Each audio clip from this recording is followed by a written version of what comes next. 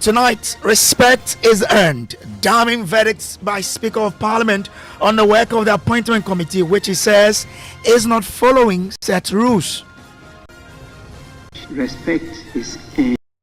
Committee, we have crafted rules of how appointments committee should conduct the business. I'm not too sure there's reference to those rules in what I am witnessing myself, and I've received so many complaints.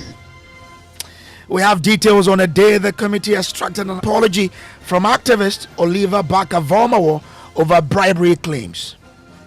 Mr. Chair, I am saying here clearly that my post was not intended to disparage members of the committee. For those reasons, I apologize. Client having apologized is hereby discharged. We have more on Top Story, always brought to you by Telecel, connecting energies and holy insecticide spray and coil. Enjoy early sleep.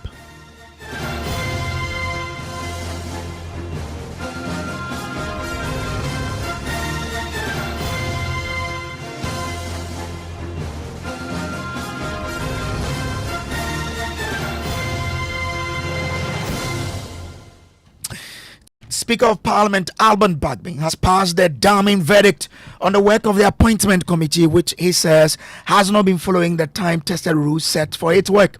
The appointment committee has faced intense public criticism in the last 2 weeks while it has been vetting President John Mahamed's ministerial nominees. The chairman has been accused of being unable to control his committee and allowing interruptions.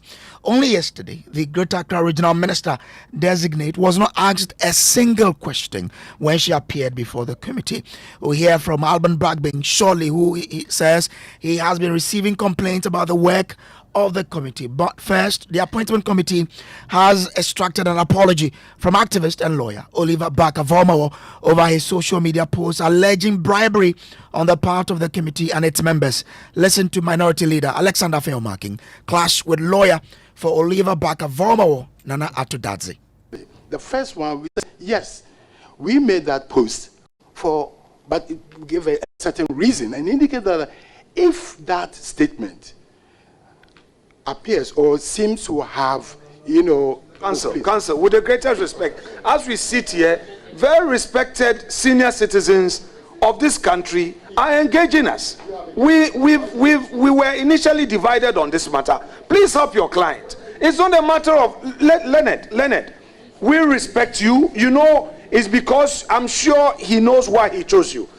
You are a respected council. This issue of if. Are you rendering an unqualified apology? If not, let's close this matter. Are you apologizing and are you going to pull it down or let's close this matter? Because the speaker is of the view that we should manage this thing, and that is why we are managing. But you cannot continue. We give you the chance, 50 years at the bar, this at the bar. No, Mr. Nana Tudazi. I would have protest. No, you can't protest if you want us to have no, because I've opened the window for us to solve this matter. This is not an NDC MPP matter. No, Chairman. Mr. Chairman. Chairman, with the greatest respect, I am no. We want to solve it, but this is not a matter of 10 years at the bar, 50 years at the bar. I'm here representing my client, and it's my duty and obligation to ensure that he doesn't run into any challenges which is not entitled to be pushed into. What we want to do is to ensure that we don't end up making statements which will appear to incriminate us and violate our right to self-incrimination. I will, in a moment, allow my client to make a response, but our point is that, yes, we made that statement, but we are saying that it was not intended. Honorable. Quite a reaction from Nana from a lawyer to Dadze there. Our Parliamentary Affairs correspondent Kweku Asante joins with more details from what happened in Parliament today. Now, Kweku, before we hear from the Speaker, and understand the context in which he gave that verdict of the fact that respect is earned, what formed the basis for Oliver Barker-Vormawor's apology? Post in question, there is one that specifically refers to the Appointment Committee of Parliament and a claim that they've been requesting for money from nominees. And then there's another post purportedly made by Oliver Barker-Vormawor that also specifically names the first deputy speaker who chairs the committee and NDC MPs. The Oliver Barker-Vormawor and his lawyer are clear that the second post that is attributed to them from an online portal is not something that they have said or written anywhere on social media, and so they deny that. But then the first post that Oliver Barker-Vormawor, in fact, at the time he was at the committee, was still on his Facebook post. He admitted, but offered some explanation to it. He also sought to lay some grounds and some premise for which reason he did that. The committee did not seem interested in that. In fact, referencing Manasseh Azuriawoni's book and other things, which we will get to pretty shortly, the committee did not seem interested in that, pressing him to simply apologize. Here is how Oliver Barker-Vormawor went about that apology. At no point did I accuse the chair of this committee or members of the NDC for having asked for or to be given money or to submit themselves to oral. It is in fact on record that I've praised the chair of this committee for his leadership of the committee during the ministerial vettings. Mr. Chairman, I categorically disassociate myself from the comments attributed to me, and even from subsequent remarks that have been made by others that I was accusing certain members of this committee for corruption. The misinformation, as I was said, was appeared on a Facebook post under one NPP Projects Bureau. In fact, there's evidence that 4 days ago when the post appeared, I commented on it as being fake. We're happy to provide the committee with evidence of same. Unfortunately, I must also address the claim that it is a notorious fact that he's a member of the NDC. In fact, I must say that the victory of the NDC, now everybody says they are NDC members. But this is completely untrue. I have not been a member of the NDC in the past. In fact, when I was making the post, I was referring in many respects, yes, to information that I had, and also in particular to these types of allegations that come up often and that plague this committee and its honorable duty before it. The intent of the post was to invite persons who were reaching out to me in my inbox because of the work I do, that there ought to be a process by which they submit themselves to. Now, in my choice of word, in fact, if you look at the statement that was made, that have been shared with me, you would see that the post has been edited several times because I'm trying to convey the right tone. Unfortunately, perhaps lacking the gift of the gab, I made the post in a manner that suggests that I was accusing specific members of this committee. I say unequivocally, Mr. Chair, on Monday evening, I watched the current majority leader on City TV's point of view. He spoke about concerns he and others has raised in the past regarding improper approaches that have been made to the committee. I am aware that an ad hoc committee was set up by the House which found that because it did not provide documentary evidence of improper approaches, he should apologize. Today, he stands elevated among his peers. Mr. Chairman, Mr. Manasseh Azure published a book, The President Ghana Never Got. This was his words in the book. Please, are you going to render apology? We are not interested in what Manasseh has said in the past. Please.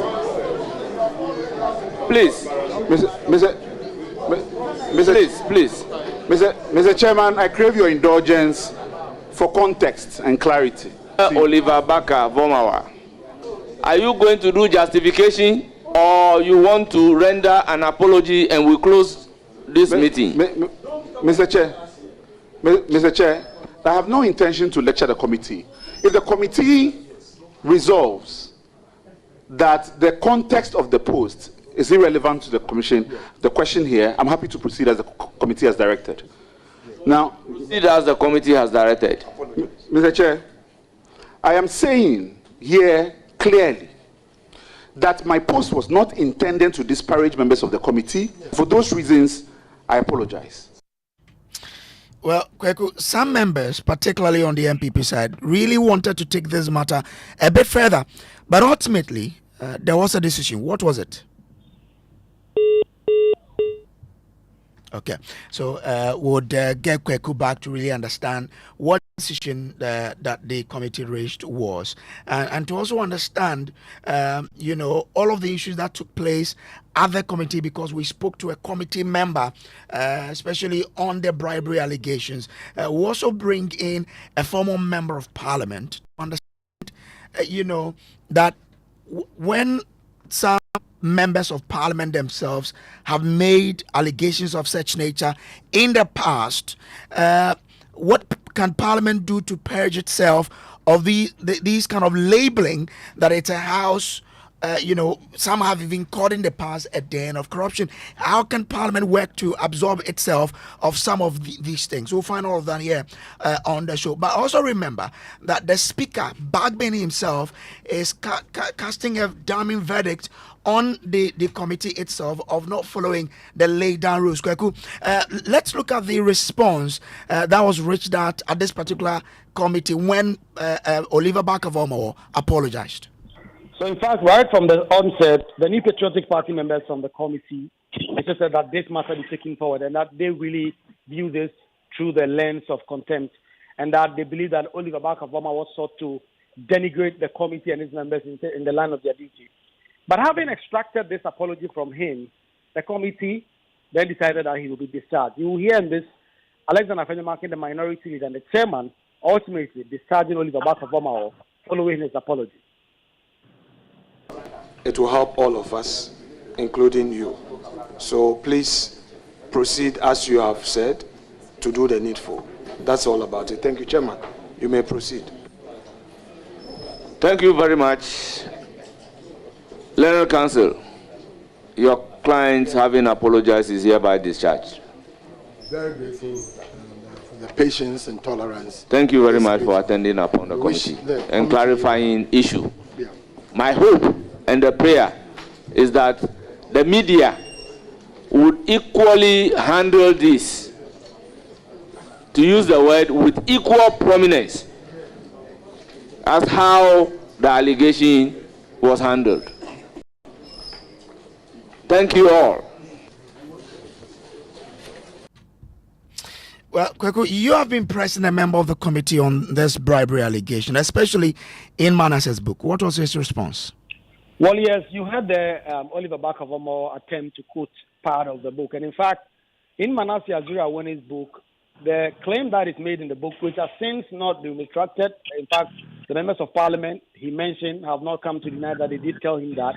Joseph Osewus, who was a long-time chairman of the committee, and Muntaka Mubarak, who also served on the committee for nearly a decade, are reported by Manasseh Azuri-Awoni that he told them that sometimes the presidency actually brings the committee money for nominees who are unable to settle their committee members or to settle the committee on their own. And Oliver Barker-Vormawor sought to draw that in when he was reading his prepared speech. But ultimately, he was stopped.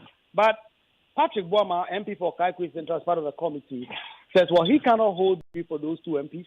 In fact, Joseph Osewus, who has since retired, Muntaka Mubarak is still an MP though, but he says he can't speak for them. But as far as he is concerned, having also served on a committee for quite some time, the claims cannot be true that monies are paid to them. Here was my question and how he responded. It's not the first time some of these points have been made regarding appointment committee and alleged allegations of bribery.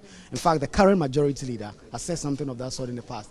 Manasseh Azuri-Awoni in his book, and that has not been contested by Joe Weiss, who used to chair this committee for so many years, and Muntaka Mubarak. They claim that the presidency used to funnel money to the committee, and also, especially for members who are unable to do so.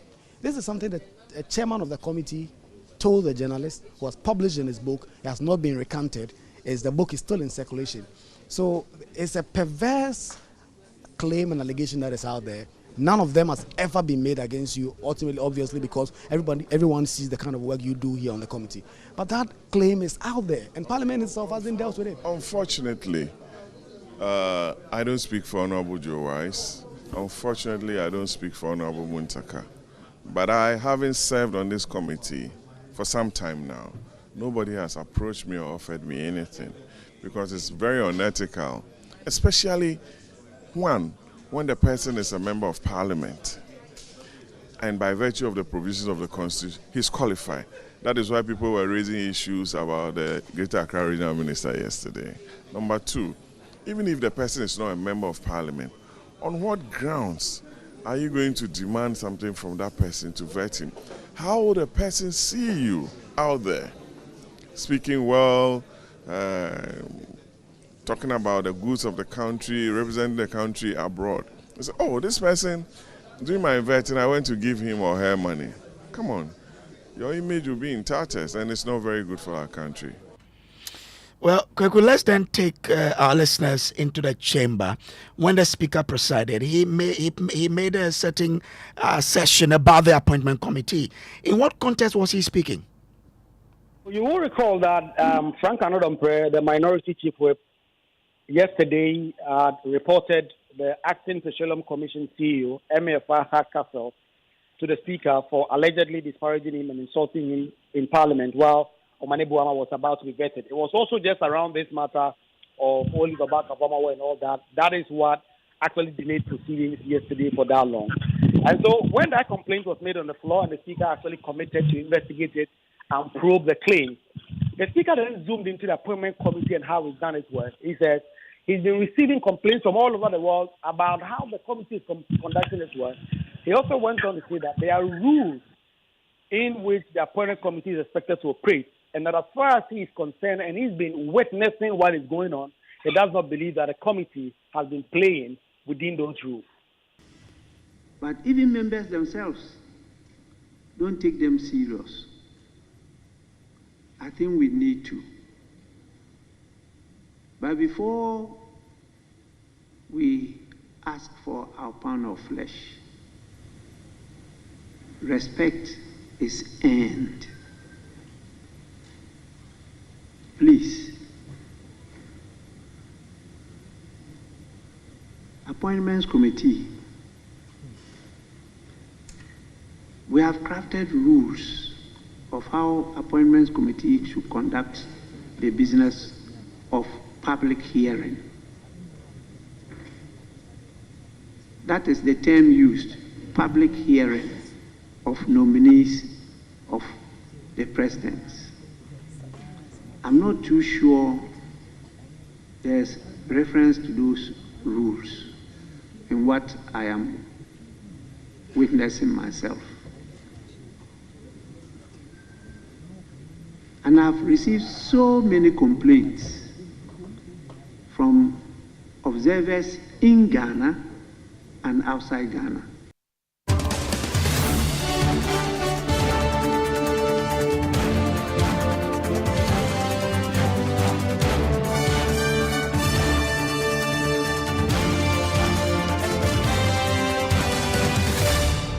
Well, let's dwell more on this issue of the appointment committee and the engagement with Oliver Bakavamawa. I've been joined on the line by Andy Apiakubi, who is former member of parliament at Asante Achem North, and also by Edem Senano. He is an anti-corruption campaigner. Grateful to you, gentlemen, for joining. Let me start with you, Andy Apiakubi. Now, should it all have been about an apology from Oliver Bakavamawa? Well, I would have thought that they needed to have probe him more if he had any evidence at all. But since they did not probe him and he offered to apologize, I think we should let matters rest. But we should take the issue of vetting very seriously in this country, because Parliament is part of the appointing authorities in the country in respect of ministers of state, because Article 17.8.1 puts the Parliament and the President together in the appointment system. And indeed, if you look at it carefully, the President only nominates. It is Parliament that needs to interrogate the issues concerning that appointment for the President to appoint. So the greater part of the mandate rests with Parliament. So vetting shouldn't be taken as a joke at all, because the background of the person, the integrity of the person, the competencies of the person, and indeed the vision the person has, the understanding that person has, the role that is supposed to play in the country. It's all important. And if at all members of the committee are aware of all these, it behoves on them to share this information with the public, because they are being appointed to public positions. So even if you know the competencies of the candidate, it's equally important for you to still continue to probe the candidate, so that the public will also have knowledge of what to expect. And indeed, the public has some expectations for the people who are coming to do something. So you agree with you agree with a section of the public who say the appointment committee hasn't done an excellent job as they deem it? I don't think that we have taken it as seriously as one would have expected. You see, because when you are watching the proceedings, you see how the questions and the responses that come.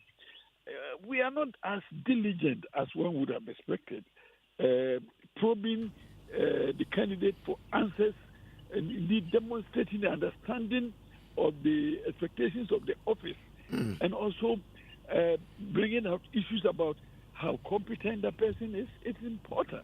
Okay. But sometimes, and again, we as well, the members of parliament, we have a responsibility to also show the public that indeed we are answering biting questions that will expose or confirm the competencies of the candidates. Indeed, I haven't seen a candidate come and be disappointed, and everybody comes and everybody goes. Okay. I'm not sure that works well for us. Okay. Let us also show the president that this nominee that you have brought, as per the knowledge we have, as per the documents we have, this person cannot fit into this position. Okay, I'll bring you back to this issue, but taking you back to the engagement between the appointment committee and Oliver Barker-Vormawor. In the past, even the now Speaker Alban Bagbing has once accused MPs of taking bribes. In fact, he said, and I quote, "The reality is that MPs are Ghanaians, and there is evidence that some MPs take bribes and come to the floor and try to articulate the views of their responses," unquote. Now, someone from Parliament, outside of Parliament, is alleging same. How must Parliament itself purge, the House of these allegations so that it doesn't continue? Indeed, everybody in the public says anything, and I'm not sure that 1 million of allegations will constitute any evidence at all. But in the past, a member of the House, who is now the Speaker, has made same. Yes, I believe that if the Speaker said so, the Speaker ought to provide evidence to support that allegation. The Speaker is only just one person, a member of the public. In fact, the Speaker is not a member of Parliament.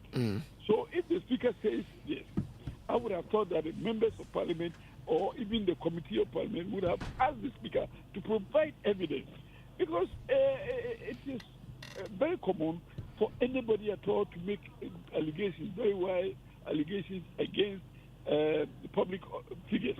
And indeed, Parliament has suffered so much of unjustified criticism and allegations that are unfounded.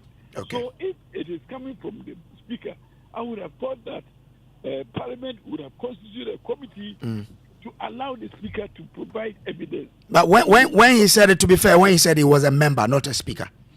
When he said he was a member. Exactly, yes, not a Speaker. If he was a member, it would even have been better for a committee of the House to have given him the opportunity.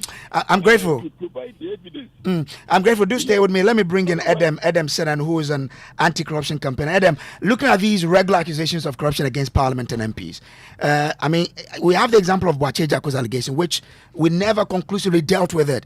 What was your expectation of Parliament in this particular matter of Oliver Barker-Vormawor's allegation against the appointment committee?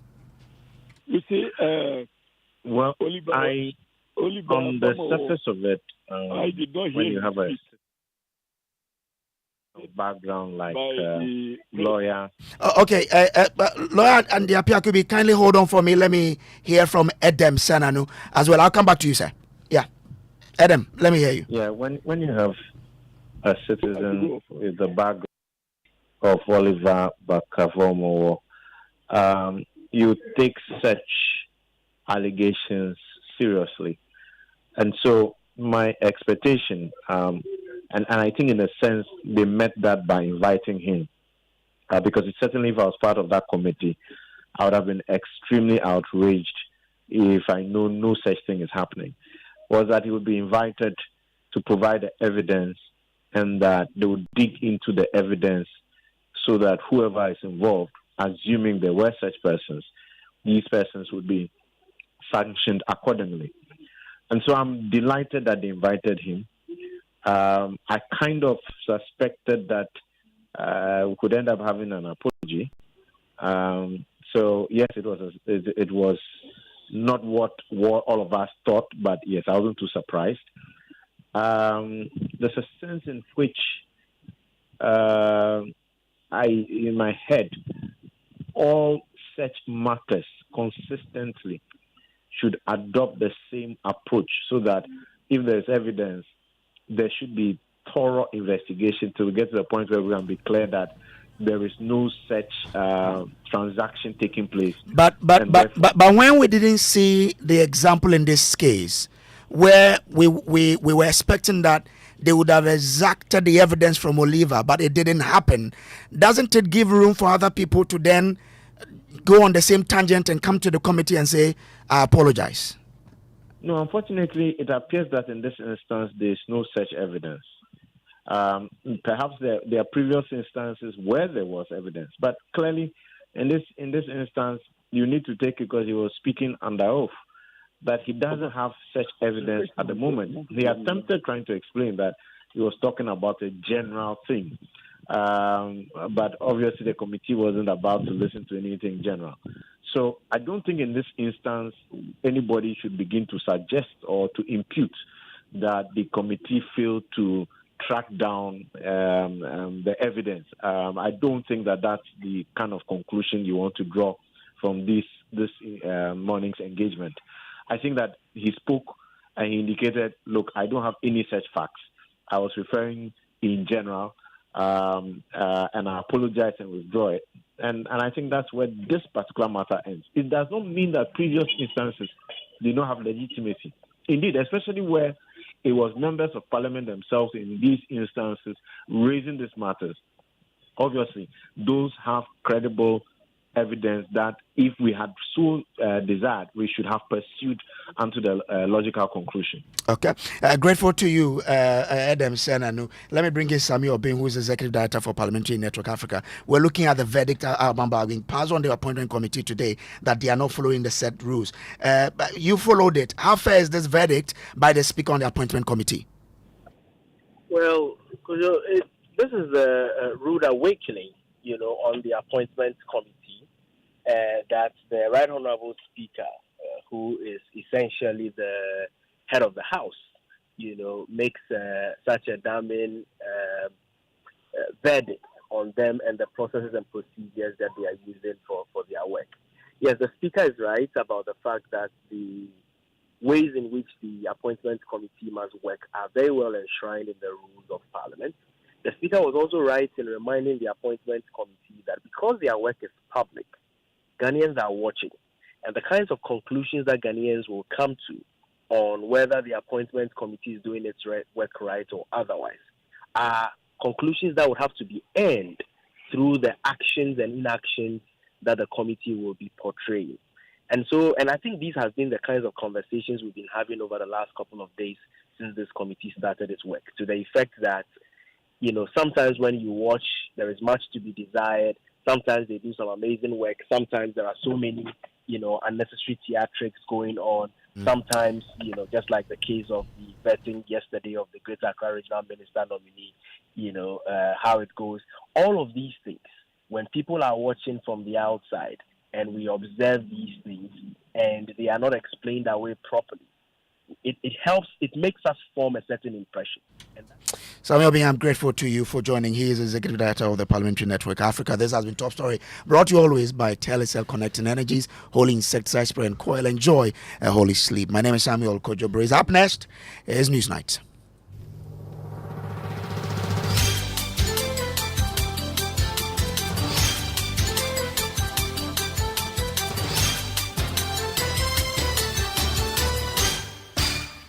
Live on Joy 99.7 FM in Accra, Love 99.5 FM in Kumasi, and over 30 affiliates across the country. Good evening and welcome to Newsnight.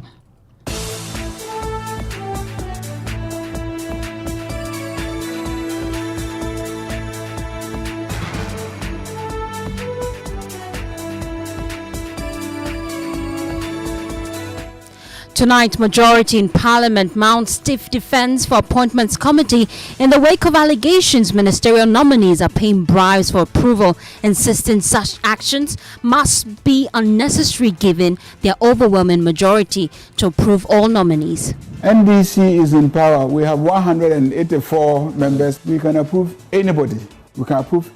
So no nominee needs to give anybody any money, because as a party, you will be whipped in line. Plus, the man at the center of the controversy, Oliver Barker-Vormawor, apologizes over his claims of bribery as he says he was taken out of context. Mr. Chair, I am saying here clearly that my post was not intended to disparage members of the committee. For those reasons, I apologize. Client having apologized is hereby discharged. Also coming up tonight, hundreds of parents storm WAEC over withheld results of the awards, demanding the immediate release of the results, withheld nearly a month after WASIR results were released. It's not easy. You know, they might smile about it, but they are not really happy. According to some of the children, they intimidated them to write the reports. We'll hear from students frustrated by the prolonged delay in releasing their results. Definitely, they should release our results for us. That is all what we need, because maths is not like any other subject that you, expect a lot of answers. 1 + 1 is 2, so definitely you can't expect someone to get right 3. Also tonight, government terminates Walugu Dam contract 5 years after $12 million was paid for no work done. Almost $12 million dollars was paid, but no work was done. And it's like the contract is in a limbo. What we will do is to terminate that contract immediately. We have more from the Agric Minister Eric Opoku as he gives 1 month ultimatum to begin disbursement of abandoned tractors and other heavy-duty farm machines procured 8 years ago. They are exposed to the vagaries of the weather, and the machines are deteriorating. And so we'll sit down and then we'll come out with a policy. Within 1 month, you'll see what we can do with these machines. And in business, President John Mahama announces plans by government to adopt innovative measures to finance infrastructure projects in the country. And in sports, former Ghana international Ibrahim Tanko takes over as head coach of Mediama Sporting Club with a promise to help improve the club's performance and standing in the ongoing Ghana Premier League. Also coming up tonight, Attorney General drops Supreme Court appeal against Finance Minister Cassiel Atoforsen and businessman Richard Jakba over the ambulance case in which they were accused of causing financial loss to the state. Details of these and many other stories coming up shortly. My name is Kenneth. Gyasi. I'm Fostina. Sarfo, it's a good time to stay with us.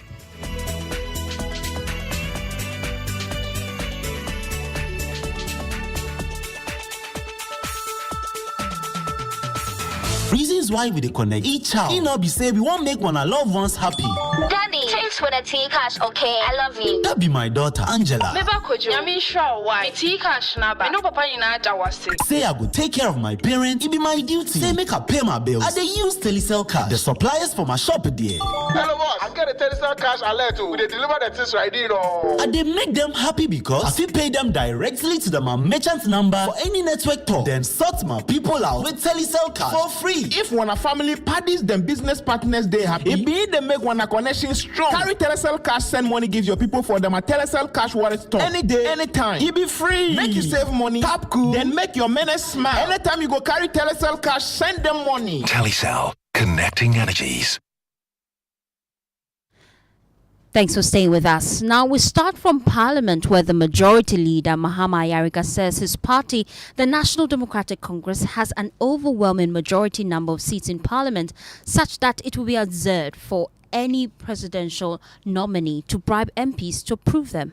Well, Fostina activist and lawyer Oliver Bakavomowo earlier today apologized to members of Parliament's Appointments Committee over claims he made in a social media post that created the impression the nominees were being asked to pay bribes for approval.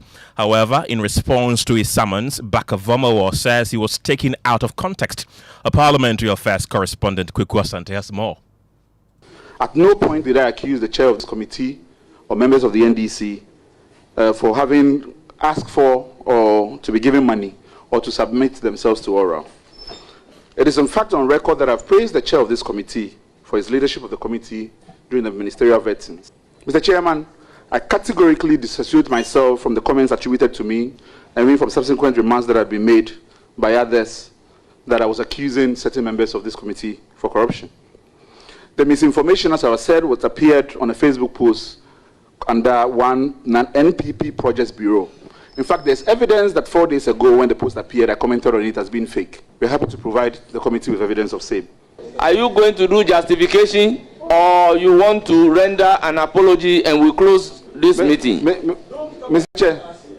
Chair, I have no intention to lecture the committee. If the committee resolves that the context of the post is irrelevant to the commission, the question here, I'm happy to proceed as the committee has directed. Now, proceed as the committee has directed. Mr. Chair, I am saying here clearly that my post was not intended to disparage members of the committee. For those reasons, I apologize. Well, that was Oliver Bakavomowo when he appeared before the Appointments Committee earlier today. Well, however, speaking on PM Express last night, the Majority Leader said Bakavomowo may have made his comments out of an erroneous impression that the MPs are demanding bribes for approval of nominees. In this country, all sort of things happen. All sort of things happen.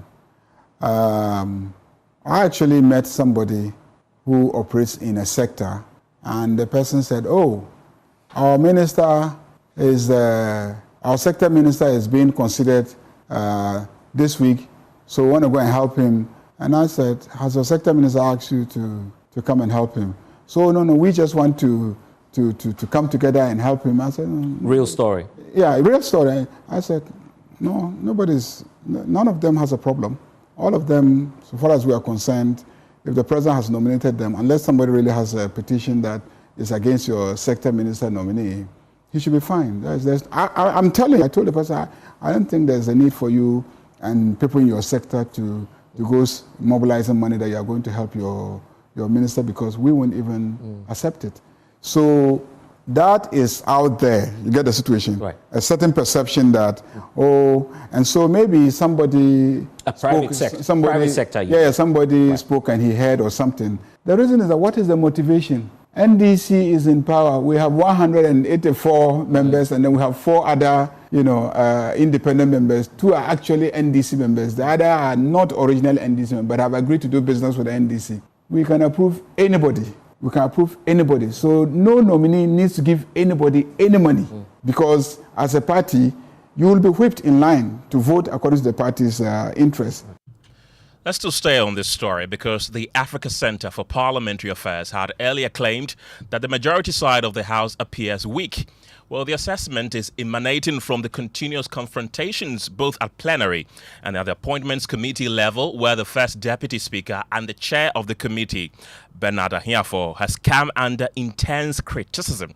However, reacting to the concerns, the Majority Leader says, in spite of an overwhelming majority, the NDC does not intend to crack down on dissent.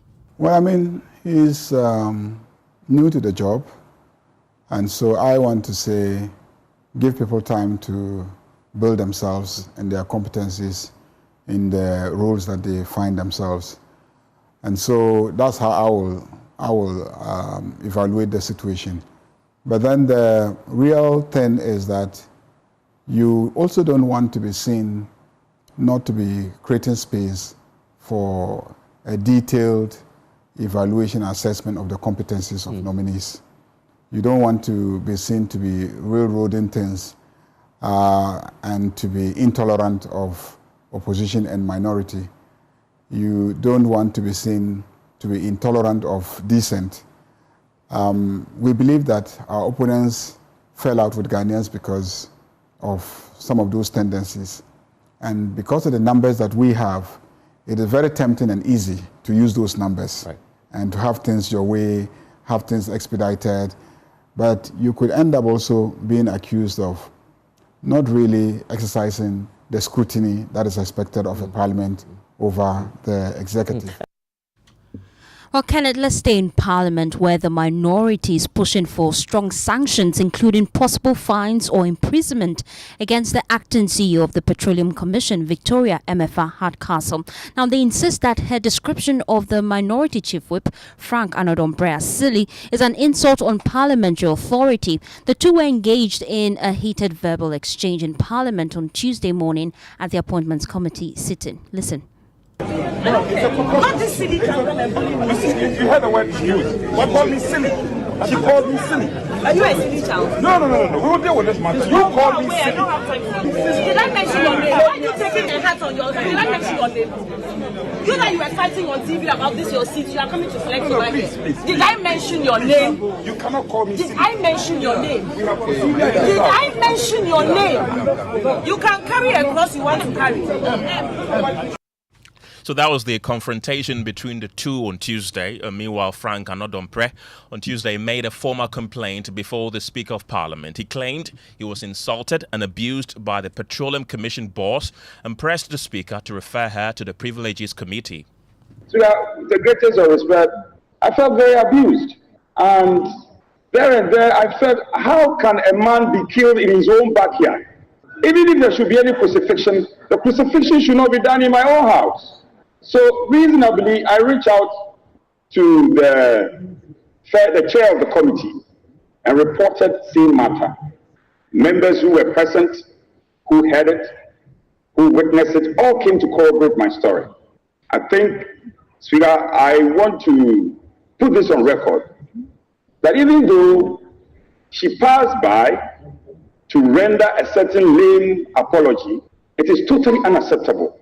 As I am compelled to resort to this approach. Ordinarily, I wouldn't have done it. And when I came in, I saw my colleague, Honorable Governance, who I'm very close to, leader of the House. Forgive me, I didn't tell you about this. I related to him that, have I done something wrong to this lady? Why would I be abused to this extent? Where I haven't said anything. I haven't provoked you in any way. So not to belabor the point, I feel my reputation is lowered by these attacks. Well, the minority a few hours ago released a statement condemning the actions of the acting CEO of the Petroleum Commission.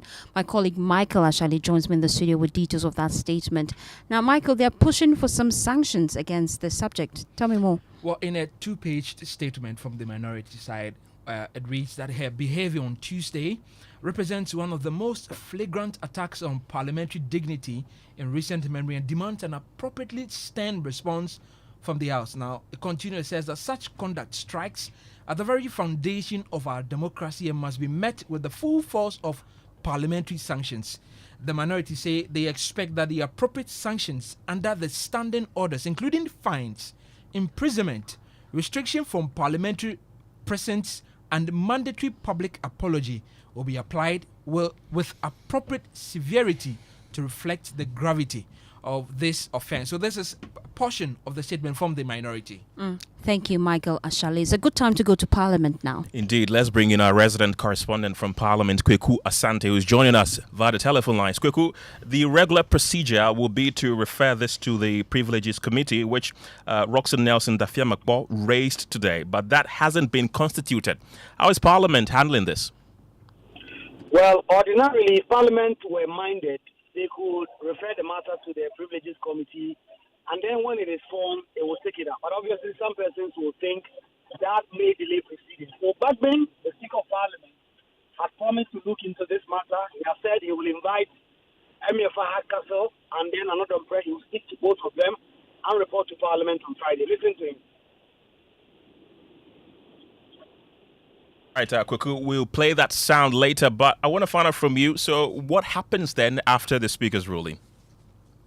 Well, the Speaker now says he's going to probe the matter. It is after the probe, and if the Speaker is so minded, he will refer the matter to the Privileges Committee or another committee for that matter to do this work. And so we will wait for the Speaker on Friday when he does come with his report that explains what exactly he has found. And then a decision will be taken as to what exactly should happen going forward. Okay, so that means Friday is the big day. Today there was no vetting that happened. Are we expecting another vetting to take place tomorrow, probably? Well, yes, second round of vetting for this week will continue tomorrow. We expect that the Communication Minister designate Sam George will come before the committee. The Minister designate for Foreign Affairs, Samuel Kojo will also come, as well as some regional ministerial designates. And so that will happen tomorrow because of the matters having to do with Oliver Barker-Vormawor, which were discussed to be at the appointment committee. Does that mean that the people who were supposed to be vetted today and tomorrow will all be vetted together tomorrow? We do not have confirmation of that. Yesterday, the chairman announced that because of the hearing relating to Oliver Barker-Vormawor, they have postponed all vetting scheduled for today. And so they will reschedule them. And we expect that by close of, I think by 8 or 9 p.m., the committee will put out a schedule of the persons they will vet tomorrow. But I'm getting an indication it will include some of the PSR Blackwa and some regional ministerial nominees. Okay, Kweku Asante reports for us from Parliament. Thank you. Well, Ken, we have to stay in Parliament because a lot of things has been happening today. The Lands and Natural Resources Minister designate Emmanuel Amakofi-Boa has been approved by Parliament after the MPP minority withdrew its opposition. The MPP had opposed his approval, citing his scathing criticism of the former President Akufo-Addo when he delivered his last State of the Nation address. The chairman have enormous respect for President Akufo-Addo, any president that will occupy this highest seat of our land, because the decisions that they are confronted are enormous and grave. And so I don't think we take that lightly at all. As deputy majority leader, I had a duty that day, and I believed, and that's what I thought. I believe those were words that resonated with the people of Ghana. Now, if there are words that came out that sounded in any way disrespectful, I regret it, because the intention was never to disrespect the president at all. It was simply to talk about the government of the day. And yes, obviously there were very good things, some things that were done that obviously we can talk about, that were right, obviously. But I was reflecting the views of the people of Ghana, who felt that they have gone through so much hardships, and that's why the reference was to his government and not to his person. Thank you. Well, at his vetting, Emmanuel Amakofi-Boa refused to walk back on these comments. Minority Leader Alexander Afenyo-Markin insisted that the approval of his nomination be put on hold until some matters are ironed out. There are certain matters to be ironed out to ensure some tidiness in respect of my respected colleague who was formerly in leadership, Honorable Amakofi-Boa. There was a certain understanding of between myself and the chair. I was supposed to see the final report. I wouldn't want to stall the process, but I would plead with you that whilst we make the contributions, we get into, I would engage him to be sure that what we did is what exactly we have here, because there was, under normal circumstances, upon completion of that exercise, I was supposed to at least see, Mr. Speaker, I hold the torch for my caucus, and all of us here know that beyond this chamber, we have the party that takes decisions.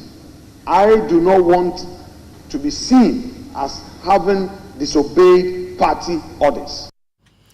Kweku is still with us. Kweku, briefly, just tell me exactly why the minority leader withdrew his objection.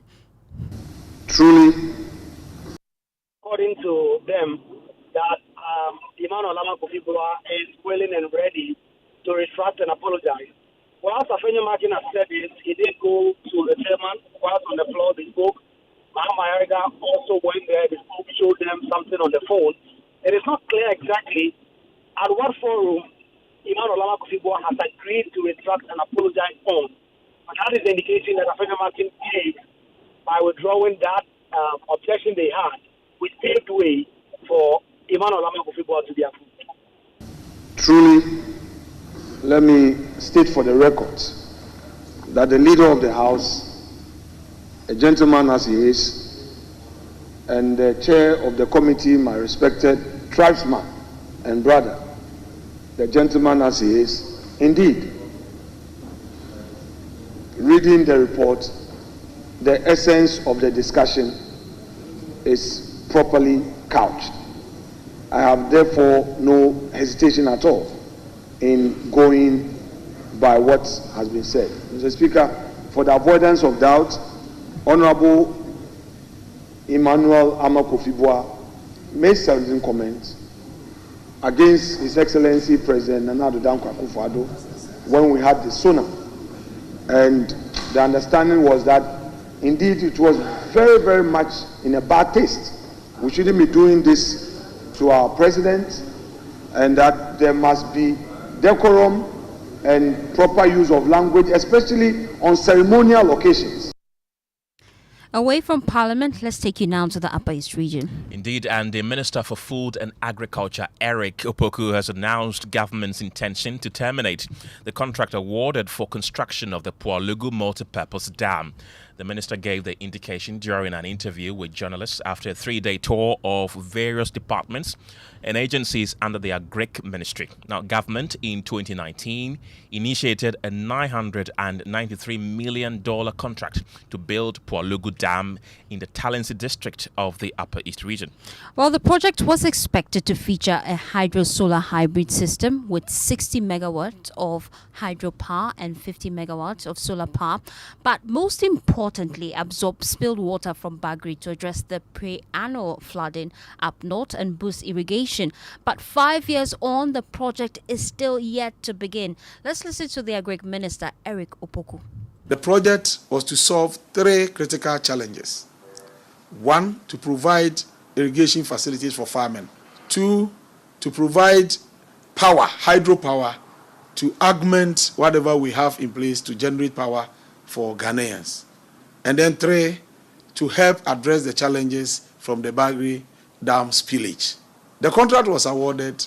Ghana government was to pay $56 million under the contract as mobilization to enable the contractor mobilize to site.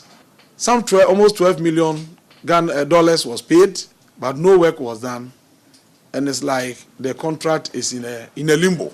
What we will do is to terminate that contract immediately. We'll terminate the Pualugu contract, look for a contractor, look for funding, and then immediately ensure the execution of the project. Colleague James Aveji joins me in the studio. You've been out and about the whole day. Why exactly is he deciding to terminate this contract? Well, Fostina, you know that somewhere May last year, this issue came up strongly when it surfaced that government has paid some $12 million as part of mobilization fee to the contractor when, as we speak, work has not started yet. Now, as part of the minister's tour, when we went to the Ghana Irrigation Development Authority, the CEO, the CEO of the authority painted a gloomy picture of the irrigation projects in Ghana. He indicated that we have about 1.9 million hectares of land which are arable, but only about 200,000 hectares have been developed, less than 5% of that. And so they would want to improve irrigation. So that's when the conversation came in, and we asked the minister the next step for this, and then he indicated that they will be terminating it. But the question will remain. We know that what comes with some of these terminations are judgment debt, and this is what we put to the minister. This was his response. What judgment debt are you talking about? A contract has been awarded. You've not done the work. You are supposed to mobilize to site. You didn't go to site. So what judgment debt are you talking about? Anyway, before we terminate, it will not be done here. We'll refer to the Attorney General's department for his advice before the contract is terminated. But we are prepared to make sure that the Pualugu project is executed. And I can assure you that it is going to be John Mohammed's signature project. Another thing that came up strongly were concerns about abandoned farm equipment. Tell me more about that. So these are hundreds of farm equipment, including tractors, planters, harvesters, commercial sprayers, hundreds of them sitting in the yards of the Agric Engineering Services Department or Directorate at Amrahia, where the minister has been. Now, the information is that these were actually procured years ago. Some procured under the Eswal administration, others under this administration, but they have not been able to get them to the farmers because, for instance, a tractor as we speak is supposed to be subsidized, costing some 76,000 Ghana cedis. And so the minister said within a month he should be able to put things in place to begin distribution. They are exposed to the vagaries of the weather and the machines are deteriorating.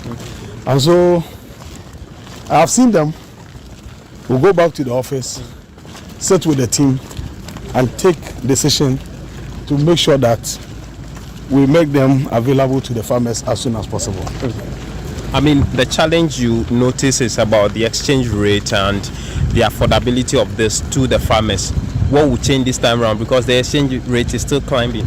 And that's why I'm saying that we brought them to ensure agricultural mechanization, to enable us increase agricultural production. That purpose has not been achieved. And therefore, what I am going to do is to make sure that we change the situation, the arrangement, we vary it to make it more convenient for our farmers to be able to acquire them and then use them on their farms. You must also understand that we are also going to roll out a lot of programs which will require some of these machines to be able to do it. And so I want to get to the office. Having seen these machines here, we'll sit down and then we'll come out with a policy. Within 1 month, you see what we can do with these machines. Well, let's get on to the telephone lines and have a conversation on the back of this and bring in the Peasant Farmers Association Executive Director, Bismarck Owusu-Nortey. Bismarck, the Agric Minister saying that they are going to cancel the Pualugu contract. Happy? Yeah, thank you very much and good evening for having me. I think that we all remember the issue surrounding the Pualugu and the fact that we spent close to $12 million on an investment that, if you go to the ground, there's virtually nothing to see. For us at Peasant Farmers, our major call has been how government should be able to prioritize the construction of the dam. So for us, any intervention by this current government, whether it is through the contract abrogation, whether it's about rewarding a new contract, whether it's about audits, whatever the case is, our main priority is that all these actions that are being taken by the government should result in the construction of the dam. What farmers are looking out for is to see the dam see the light of day. And we are happy that the minister indicated that the dam will be one of the signature projects of His Excellency, the new president. So for us, we are in support of any kind of intervention, whether it's abrogation of contracts or awarding new contracts, that will see the expedite construction of the dam for the benefit of the farmers. So that's all what you ask for. Let's look at the possible impact on farmers now that it is being abrogated. How is it going to impact you? As I'm speaking now, there is no dam. So the livelihoods of several farmers in that enclave are being impacted by the effects of climate change. The case in point, as we all remember, was what happened last year during the extended dry spell. So the absence of this dam is going to create further problems because we know that the effect of climate change is going to compound in the next few years. You listen to the experts. So the immediate and prioritization of that dam has the potential to alleviate the lives of several thousands of farmers in that enclave. We are talking about a dam that has the potential to irrigate over 36,000 acres of land, which is supposed to be the largest in West Africa. So you can imagine the impact that will have on our agricultural production, the impact that will have on the livelihoods of our farmers, and the impact on our food production and reducing the country's dependence on externalities for the supply of food. So the impact is huge. So for us, how the government is able to prioritize, in fact, for us, what we are calling for is that in the first budget of His Excellency the President, the Palugu multipurpose dam should feature prominently in that budget. There should be an allocation of resources to kickstart the actual construction of the dam. And for issues around accountability, we also support any intervention by the government to retrieve any kind of money that was ill spent on the bare land that we see at the dam site. So the role of the dam, the impact to farmers cannot be overestimated. We know what it will do, and any action that this government is taking to see to the erection of that dam will be supported by farmers. All right, thank you very much. Bismarck Owusu Norte is the Executive Director of the Peasant Farmers Association. While away from that, government of Ghana has formalized a crucial debt treatment agreement with its official creditors committee by signing a memorandum of understanding, a significant step towards restoring long-term debt sustainability. Now, the milestone comes after Ghana in December 2022 suspended portions of its external debt servicing to commercial and bilateral lenders amid a deep economic crisis. Now, after months of negotiations, the country can now confirm that it has the buy-in of all 25 members of its bilateral creditors in a debt rework operation, which is expected to yield total savings of $2.9 billion. The Finance Minister, Dr. Gyasi Atuforsen, announced this at a press conference today. Structuring was the signing of the Memorandum of Understanding by the Official Creditors Committee for Ghana. The former Minister of Finance, the Honorable Mohamed Amin Adam, commenced the process for the signing of the MOU by individual members of the Official Creditors Committee in June 2024. Distinguished ladies and gentlemen, I'm pleased to announce that following His Excellency the President's directive, we have made significant progress in Ghana's external debt restructuring. On the 17th of January 2025, I, in my capacity as Minister of Finance designate, met with Ghana's advisors and the technical team of the Ministry of Finance to discuss the state of affairs, create a timeline, and outline action plan for implementation. Since then, the Ministry of Finance team have worked tirelessly to advance the President directive. Ladies and gentlemen, today marks a significant milestone from the team, and we are pleased to inform all Ghanaians that the Memorandum of Understanding reached with the Official Creditors Committee last June has now been fully signed by all 25 participating creditors country. We are grateful for the Official Creditors Committee's members, their commitment, and particularly the committee's co-chair, China and France, for their support and assistance to Ghana throughout this process. Well, Joy News lead data and research analyst Isaac Ofeje joins me in the studio with a breakdown of all of this. Isaac, what is the data telling you? Well, so according to the IMF December 2024 report, in terms of the official creditors, we are expecting a total debt relief of $2.86 billion, roughly $2.9 billion. Now, if you break this down, we've already enjoyed $836 million in 2023. That's when the whole cutback started. 2024, we enjoyed $766 million dollars in terms of debt relief, and 2025 we are expected, or a sum of $657 million expected to be freed up in the form of debt servicing. And the last one will be when the moratorium ends in 2026 next year. That will be somewhere around $604 million. In total, $2.9 billion. Thank you, Isaac Kofeje. Let me bring in now Professor Godfred Bopping. He's a professor of finance and an economist at the University of Ghana Business School. Thank you so much for your time here on Newsnight. Now, I'm wondering how bad our situation would have been without this debt relief, really. Well, it would have been that serious. In fact, you wouldn't have gotten the IMF supported program in the first place without the coming on board of the official creditors, official bilateral creditors. It wouldn't have happened.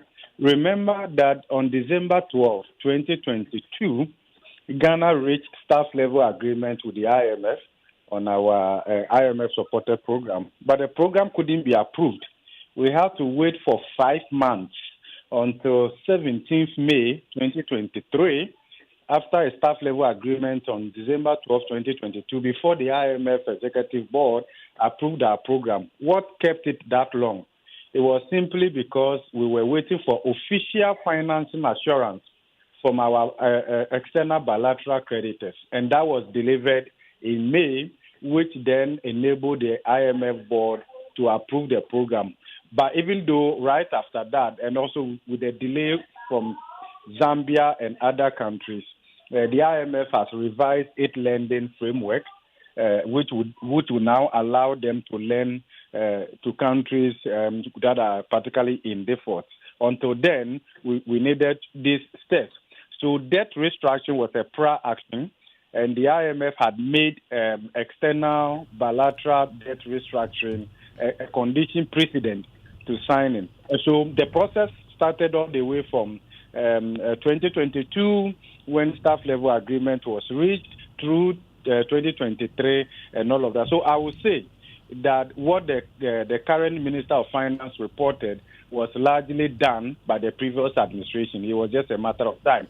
And as Kofi Eje indicated on this evening, the Ghana's debt sustainability analysis had already incorporated this news in the December 2024 debt sustainability analysis that still classified Ghana as high risk of debt distress, both external debt service, and then overall debt service in terms of present value of debt to GDP ratio, and then external debt service to revenue ratio. Okay. Even to the forward-looking approach, if you look at the projections from now to 2028, we will reach moderate risk of debt distress, but that is where we are now. So the market has incorporated this news already. Let me come in at this point.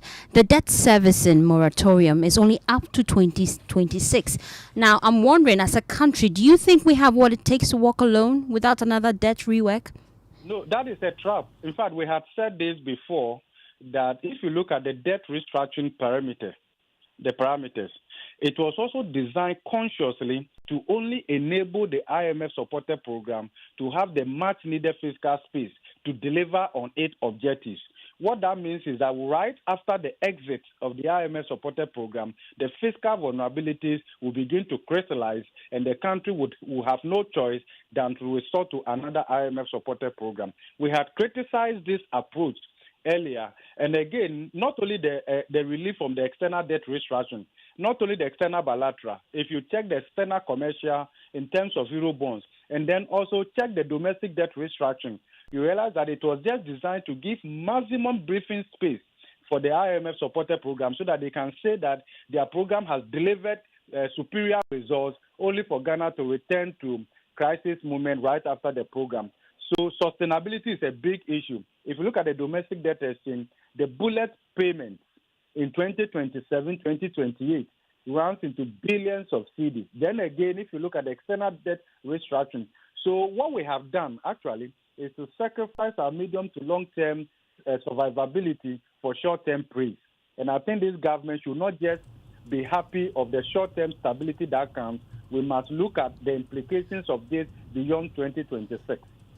Thank you so much, Professor Godfred Bopping. He is a professor of finance and economist at the University of Ghana Business School. It's a good time to do business now. George Riafi joins me in the studio. Well, coming up in business, the total value of mobile money transactions reached record 3 trillion cedis ending December last year, representing a significant increase over what was posted in 2023. A National Insurance Commission halts planned increase in motor insurance tariffs from February 1, 2025, saving holders from that expected hike from this weekend. The business news on Newsnight is brought to you by MTN Business. Welcome to the new world of business. Kingdom Books and Stationery, Sinter's Tanks and Pepsodent Herbal and Charcoal. The other day, I visited Kweku at his spunky new office to congratulate him on opening his business. And man, was I impressed. The business is just moving quick. The sales, customers, everything is just working seamlessly. The secret? He said, it's MTN Business Broadband. In this fast-paced environment, we need fast and reliable internet to support all business types. No laggy online meetings, great download and upload speeds, impeccable business management systems, all inclusive. I mean, you can have it all. Sharp! I signed on immediately. To enable your business stay ahead and stay connected, make sure you're signed on to the best internet made just for businesses. MTN Business Broadband. Sign up today on broadband.mtn.com.gh and manage your account on my MTN app. Call 0244-308-111 for more information. We are good together everywhere you go.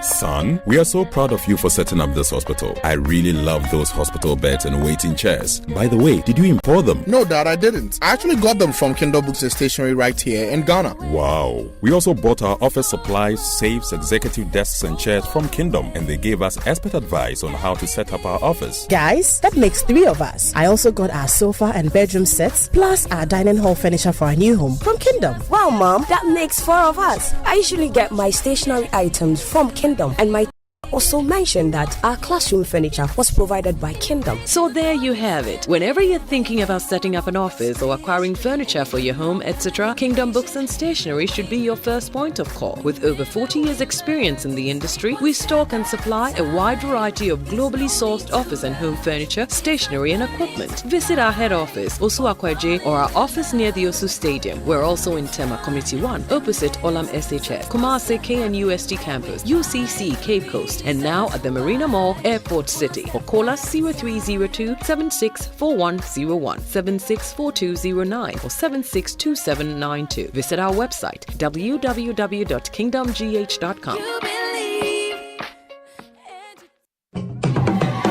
Afei, dear Chatwo, esan say ye busu anu yesron kontino. Ye can say ye Pepsodent ye din wo so aka niam ne ho. Hey, wohu, beku hia wo, no he wole, wo hwe, nana no ne, wakeba. Hey, eyampo, omudinda so. Imba me nae, ehfa na yesu ye benya ye de. Won so betumi de udinga to President Ebusia Park no so. Bo Ebusia se ho ban mo ho du. Fa weni kire so to e ben wo na kopto wo President Ebusia Park. FDA achede nkrato yatomu.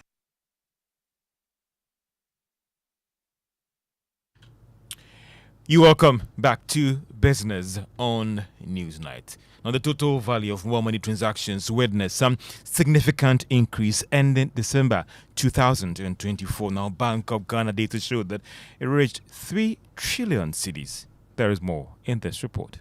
In 2023, the total value of mobile money transactions reached 1.9 trillion Ghana cedis. However, this amount jumped by more than 50% to 3 trillion cedis. The Bank of Ghana data also showed that there has been significant increase on a monthly basis when it comes to transactions done on this platform. For instance, in December 2024, the total value of mobile money transactions in that month reached 334 billion cedis compared to the 1.99 billion cedis recorded. Some industry analysts are linking it to developments in December as a result of the Christmas festivities, but report has also shown that more businesses and individuals are turning to this platform as a means of payment for several transactions. And that is a Business Desk report. Now, the National Insurance Commission has put on hold plans to increase motor insurance premiums, or call it tariffs, for all category of holders from February 1, 2025. The tariffs should have gone up by some 10% from the beginning of next month, in line with industry development. I have a fresh circular from the National Insurance Commission to the various insurance companies has indicated that the planned increase or adjustment have been put on hold. This is due to what they describe as unforeseen circumstances. We all know that And apologies for that. Two other stories. President John Mahama has announced that the government will adopt some innovative measures to help finance infrastructure projects in the country.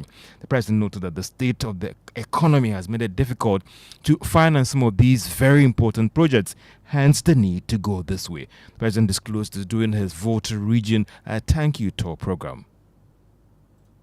We all know that we are in a period of economic crisis and fiscal room for massive infrastructural development is very limited. However, we intend to use innovative means of financing, including the use of SPVs, those are special purpose vehicles, BOTs, build, operate and transfer schemes, escrows and debt service accounts to achieve our priority infrastructure investment and programs, especially as contained in our manifesto promise, the Big Push. The Ghana Infrastructure Investment Fund, which I created, will lead this project in collaboration with the Ministry of Finance. President John Mahama. Now, Guinness Ghana is downplaying any negative impact on its operations and workers going forward. Now, this was after it announced that it has reached a deal with the French beverage group giant Castel to sell 80% stake in the business to this firm. There is more in this report.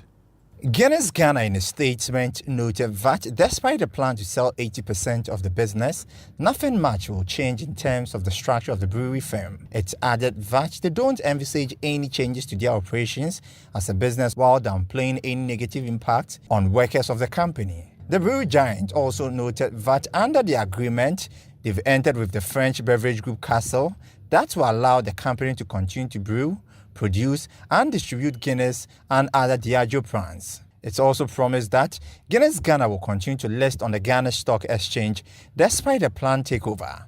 Guinness Ghana has agreed to sell some 80% of the business to Castle for more than $80 million.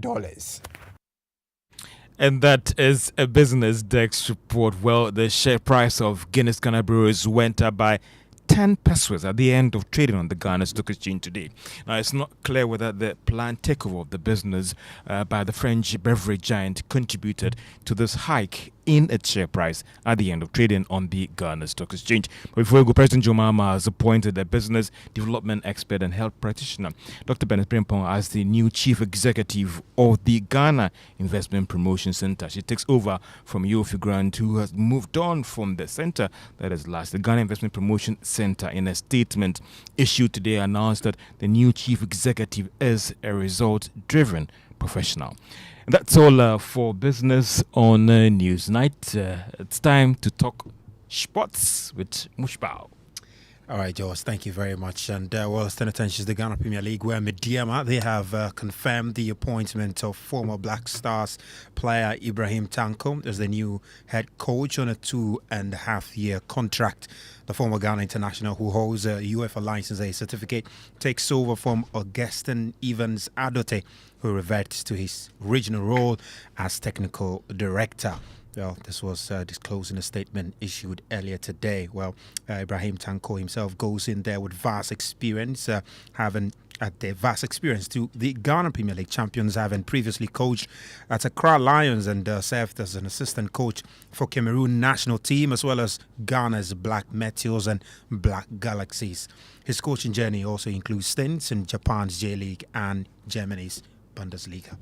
I feel blessed because I knew Mediama not today, and I'm friends to the president, I think almost 6 years or 7 years. So, and today I'm here, I find a new home. So definitely I'm feeling happy. Mediama Sporting Club is one of the biggest in the country. When you look at the last 10 years, what the team achieved with all the infrastructure and I think it's a very good choice for me. I think I can make it happen here. Definitely, and the success is there, like I said before, and I'm here also to achieve something. So definitely, before my end of my tenure, I'm sure that the caps will be more.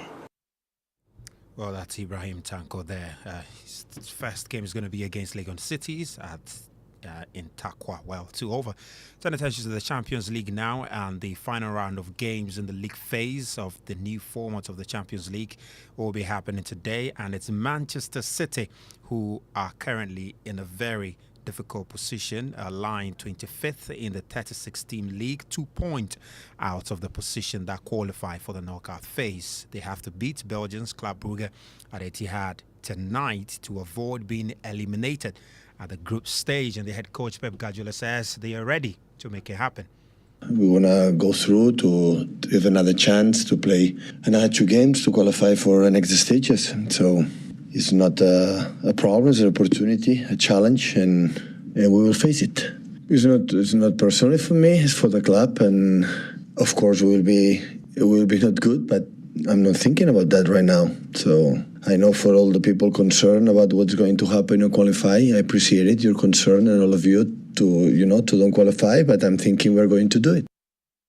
Pep Guardiola there. Well, we've got a live commentary of the game between Real Madrid and Brest happening on Hit 103.9 FM, and also update on all the other games that will be unfolding tonight. Real Madrid and who? VR. Okay, so you're saying that of about 35 teams playing league, Europe's biggest competition, and Manchester United is not part? No, of course they're not part. But they're playing. They'll be playing on Thursday. They're playing the Europa League. And hopefully next season we'll see if they can make it to the Champions League. Yeah. Razak, thank you very much for bringing us the latest in sports. Let's go to the courts now. Well, the Attorney General, Dominic Ayeni, has abandoned the criminal appeals filed at the Supreme Court by his predecessor, Godfred Yeboah-Dami, against the Finance Minister, Dr. Cassiel Atuforsin, and businessman Richard Jakpa. Now, the Court of Appeal set Dr. Atuforsin and Richard Jakpa free. The former Attorney General, Godfred Yeboah-Dami, however, appealed the decision in 2024. Well, let's get more on this, Kenneth. Now, before we get into the details of why the state is choosing not to prosecute further, let's start with a bit of background. What's the fact of this case? Indeed, Fostina, this was one of the biggest cases last year. The Finance Minister, Cassiel Atuforsin, and businessman Richard Jakpa were accused of causing financial loss to the state in an ambulance procurement deal between 2014 and 2016. A third defendant, Dr. Sylvester Anemana, was discharged earlier during High Court proceedings due to health complications, and the Court of Appeal, however, exonerated the pair on the 30th of July 2024 in a split 2-1 ruling. The then Attorney General, Godfred Dami, contested the court's decision by lodging an appeal last year. But the new Attorney General, Dominic Ayeni, he has abandoned the appeal. Why exactly?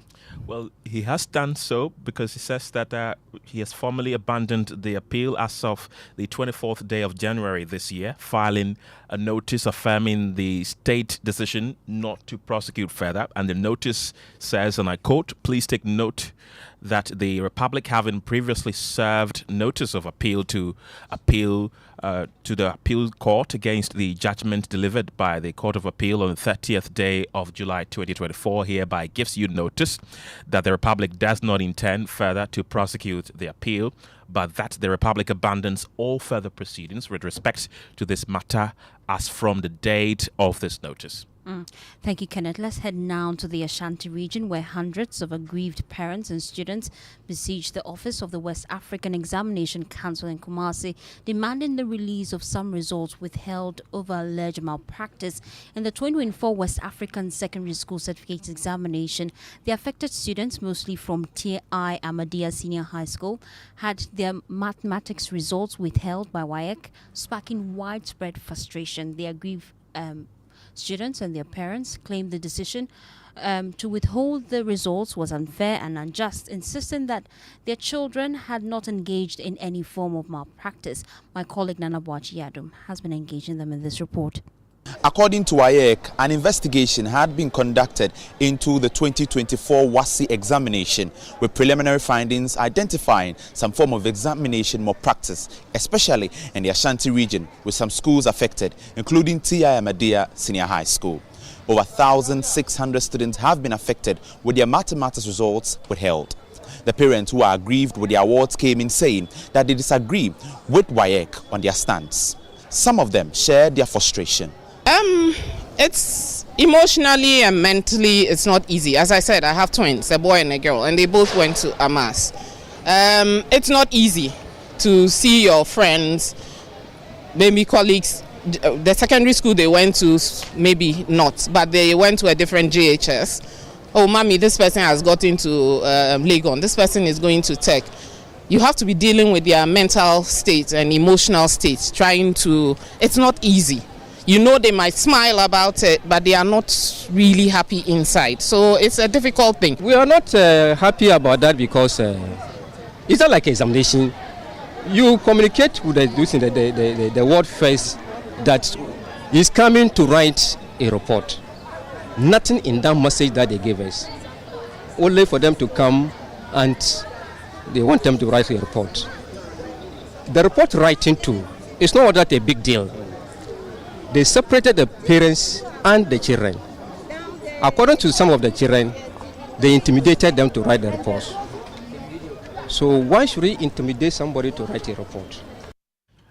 And John Kapi is the Public Relations Officer of WAEC. He's joined us on the telephone lines for more. Mr. Kapi, thank you very much for your time tonight.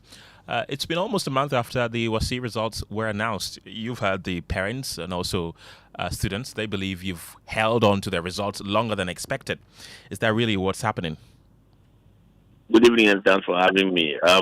Well, there are processes that we go through, and so I wouldn't say that we have held on to the results unduly longer than they expected.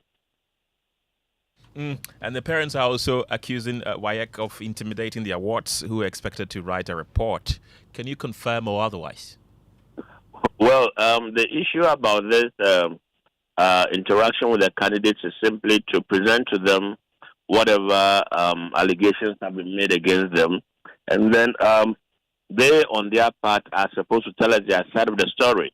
Now, we all know that verbal reports are really not anything to use in evidence anywhere. And so once you've spoken to us, we ask you to put whatever you have said into writing as evidence for you and for us. So that going forward, if we take any action, that action is based on whatever you have said and then put on paper for us. So nobody, and I'll repeat, nobody, unless whoever is making that allegation can ascertain that indeed the award was, intimidated or coerced into writing a statement. Right, Mr. Kapi, so when should we expect the release of these WASSCE results? It's been almost a month. Some of their colleagues have actually started university. Well, the investigations, what we've done has been, this is a process. Let me just go through it step by step. The examiners would have marked and told us that no, we suspect that something has gone wrong. Now, we don't take that wholesale. We also go and do our internal investigations. But even before we do our internal investigations, we inform the Ghana Exams Committee, which is the relevant committee in charge of our examinations of the council. They come from all manner of people across academia. So they would give us a green light to withhold the results and then go over them. And when we are done, we should give the candidates a hearing. We need to find out from them also what happened, whether somebody probably compelled them to copy or on their own they did something that was not right. Okay, so when this is done and we are convinced that indeed something has gone wrong, that is when we go out there to meet with the candidates and to hear their side of the story. Mr. Kapi, so, I mean, the parents have expressed their frustrations. You've given us enough explanation, but really, when should they expect the release of the awards WASSCE results? When? As I said right now, I cannot tell you it's going to be tomorrow. If they cooperate with our people in the field, then decisions can be taken as early as possible. So whatever decision will be taken to release or to cancel is based on whatever hearing that is going on at this particular moment. Okay, John Kapi is the Public Relations Officer of WAEC. Thank you very much.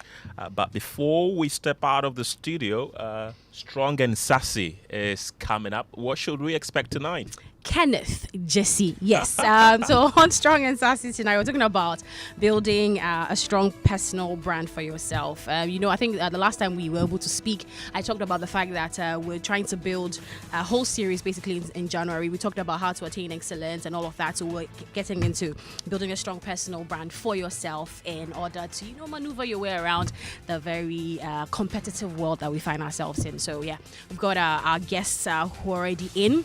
And so when y'all are done, we'll be able to get into our conversation. I can't wait. But before we go, let's read a few of the messages you've brought in. This one says, please, when is the e-levy and all the nuisance taxes going? Please, we the ordinary Ghanaians cannot wait for so long. Well, the finance minister has indicated that it is going to be included in his first budget to Parliament. And this one says, good evening. This current NDC government must prosecute previous corrupt NPP officials. And this is coming from Sena. Okay, that's it for tonight. Thank you very much for being a part of the show. My name is Kenneth Gyasi. I am Fostina Sarfo. Good evening.